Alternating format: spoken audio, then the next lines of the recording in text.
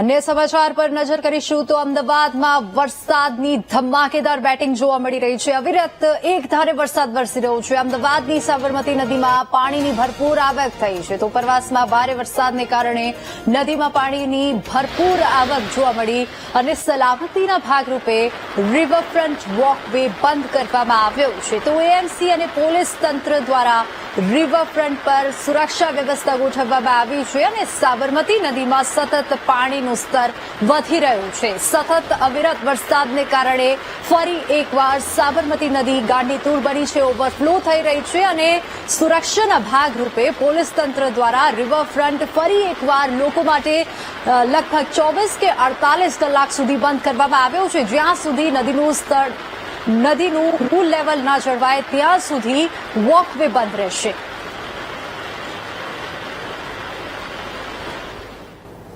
ભારે વરસાદને પગલે અમદાવાદ કોર્પોરેશનના અધિકારીઓ એલર્ટ થયા છે।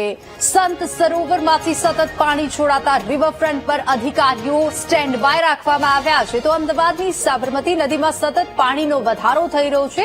સાવચેતીના ભાગરૂપે રિવરફ્રન્ટના વોકવે પર લોકો માટે પ્રતિબંધ મૂકવામાં આવ્યો છે અને સંત સરોવરમાંથી 96,000 ક્યુસેક પાણી નદીમાં છોડવામાં આવ્યું છે। અધિકારીઓની ટીમ રિવરફ્રન્ટ ખાતે સર્વેલન્સ પણ કરી રહી છે।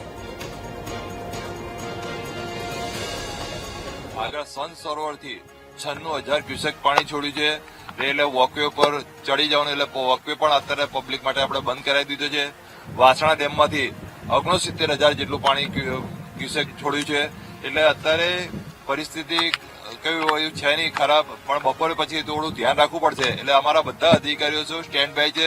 ડીવાયસી પણ આગળ વાળા આગળ ઉભા છે એટલે અમારા ધારાસભ્યશ્રી પણ અહીંયા ઉભા છે એટલે બધા સચેત છે અને સ્ટેન્ડ બાય અધિકારીઓ રાખ્યા છે। અમે વોકવે ડૂબ્યું એવું કરી અત્યારે હાલમાં વોકવે ગાંધી બ્રિજ આગળ લગભગ 1.5-2 ફૂટ અંદર વોકવે અંદર ડૂબી ગયો છે। ભારે વરસાદના કારણે જે ઇનફ્લો છે એ વધારે હોવાના કારણસર સાબરમતી રિવરફ્રન્ટના અમુક ભાગનું લોઅર પામનાડ ઉપર પાણી ફરી વળેલું છે। અગાઉ આગામચેતીના ભાગરૂપે ગઈકાલથી જ આપણે બધા સાધનો અને માણસો બંનેને સુરક્ષિત રીતે લોઅર પ્રોમેનાડ બંધ કરવામાં આવેલું હતું અને જે પણ આપણા રિવરફ્રન્ટને લગતી ઇક્વિપમેન્ટ છે, સાધનો છે અને પ્રોજેક્ટને લગતી સાધનો છે એ બધાને સુરક્ષિત સ્થળે ખસેડવા માટેની કાર્યવાહી હાથ ધરવામાં આવેલી હતી।